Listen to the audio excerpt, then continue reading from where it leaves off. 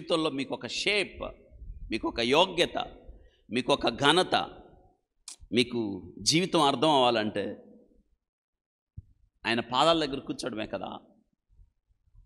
మీకు సత్యం తెలియాలి, జీవితం అర్థం అవ్వాలి.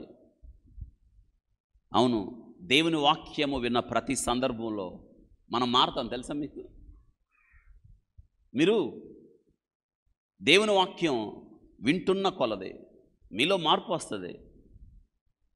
విని లోబడినప్పుడు దేవుని కొరకైన ఆసక్తి, ఆయన పాద సన్నిధిలో నేను ఉండాలి అన్న స్థితి మీకు లభించినప్పుడు మీలో గొప్ప రూపాంతరం జరుగుతుంది. That is the transform. ఇక్కడికి వచ్చిన ప్రతి సందర్భంలో దేవుడు మీతో ఏదో చెప్పడానికి ప్రయత్నం చేస్తూనే ఉంటాడు. ఆయన చాలాసార్లు మనం వినం.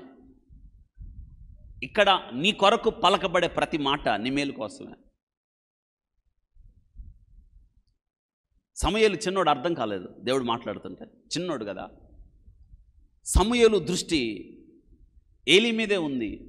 పెద్ద ఆయన పిలిచాడా వెళ్ళి అడుగుతున్నాడు, నువ్వు నన్ను పిలిచావా? అది నిద్రపోయే సమయం. ఉలిక్కిపడి లేచాడు. పిలిచావా అంటే, పిలవలేదు నాయన, వెళ్ళి పడుకో అన్నాడు. వినండి, అక్కడ చీకటి అని ఉంది. వాస్తవంగా చీకటి ఏంటో తెలుసా? మామూలు చీకటి గురించి చెప్పలేదు, కానీ ఆధ్యాత్మికంగా చీకటి అలుముకుంది షీలోహులో. ఏలీ అందదృష్టి కలిగిన వాడు, ఏలీ వృద్ధుడు, చూడలేకపోయినవాడు. వాక్యం రాయబడింది, దీపం మారిపోకముందు అని రాయబడ్డది. ఏలీ కుమారులు మందసము ఎదుట దుర్మార్గులై దేవునిని ఎరగని వారై. వాక్యం రాయబడ్డది. దేవునిని, వాళ్ళ నాన్నెవరు? యాజకుడు. కానీ వీళ్ళకి ఎవరు తెలియదంట.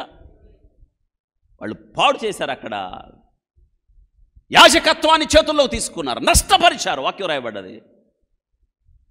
దేవుని సన్నిధికి వచ్చి బలి అర్పిస్తూ మాంసాన్ని ఉడకబెట్టిన తర్వాత దాన్ని పంపిణీ చేయాలి. కానీ వీళ్ళు మాంసం ఉడకక ముందే అసలు వాళ్ళు అన్నారు, వచ్చిన వాళ్ళు, ఆగండాయా, కొంచెం ఆగండాయా, ఉడకనివ్వండాయా అంటే, నో, మేము చెప్పింది మీరు చేయాలరా అని మాంసం లాక్కొని వెళ్ళిపోతే ప్రజలు యెహోవాకు నైవేద్యము చేయుటయందు అసహ్యపడ్రి. చర్చికి రావడం మానుకున్నారు వాళ్ళ వల్ల. ఎంత నష్టం. వాక్యం రాయబడ్డది, యెహోవా వారిని చంపదలిచెను. ఈ సంగతి ఏలీకి తెలిసింది. వాళ్ళు ఇలా చేస్తున్నారు, దేవుని మందిరానికి వచ్చే స్త్రీయడా అసభ్యంగా ప్రవర్తిస్తున్నారు తెలిస్తే ఆయన ఏదో గద్దించాలి కాబట్టి, చెప్పండి, గద్దించాలి కాబట్టి కోపంగా గద్దించాడా? చర్యలు తీసుకున్నాడా? ఏంట్రా ఇలా చేశారు, నాకు వినిపించింది, చేయమాకండ్రా అంటే వింటాడా? రేయ్ చస్తారా మీరు, గెట్ అవుట్ అనద్దా? గేట్లు వేసేయద్దా? నెట్టేయద్దా? దేవుని పని కదా, మంది కాదు కదా, ఇంట్లో వ్యవహారం కాదు కదా ఇది. అందుకే దేవుని కోపం వచ్చింది. ఏలీ, నీ కుమారులను గద్దించవా? నువ్వు గద్దించడానికి కదా నువ్వు ఉంది ఇక్కడ. దేవుని కన్నా నీ కుమారులను ఎక్కువగా ఎంచుతున్నావు కదా. ఎవరన్నారు ఈ మాట? నీ కుమారులు పాపము చేసి వారి దృష్టికి శాపగ్రస్తులు చేసుకుంటున్నా, ఎందుకే వాళ్ళని గద్దించలేదు నువ్వు? ఇది చీకటి. అక్కడ ఆ చీకట్లో లేపాడు ఎవరిని? లేలే, నీతో మాట్లాడాలని. అర్థం కాలేదా చిన్నోడికి? ఏలీ, నువ్వు లేపావా అంటే, నేను లేపలేదు, నన్ను వెళ్ళి పడుకో అంటే, మళ్ళీ లేపాడు దేవుడు. మళ్ళీ వెళ్ళాడు, నువ్వు లేపావు కదా, లేదురా. అప్పుడు అర్థమైంది దేవుడు ఏదో చెప్పడానికి ప్రయత్నం. అసలు చూసారా, చిన్నోడు, 90 సంవత్సరాల పైన ముసలుడు, నిండా 7-8 ఏళ్ళు లేని బుడ్డోడు. దేవుడు ఎవరితో మాట్లాడుతున్నాడు? ముసలోడితోనా బుడ్డోడితోనా? ఇంతకు మీరు ముసలోళ్ళ బుడ్డోళ్ళ? అందరూ ముసలోళ్ళ, కానీ దేవుడు మాట్లాడట్లా. ఎందుకని మాట్లాడలేదంటే, మనం సరైన స్థలంలో అది. అందుకే మరియా ద బెస్ట్ ప్లేస్ యేసు పాద సన్నిధి.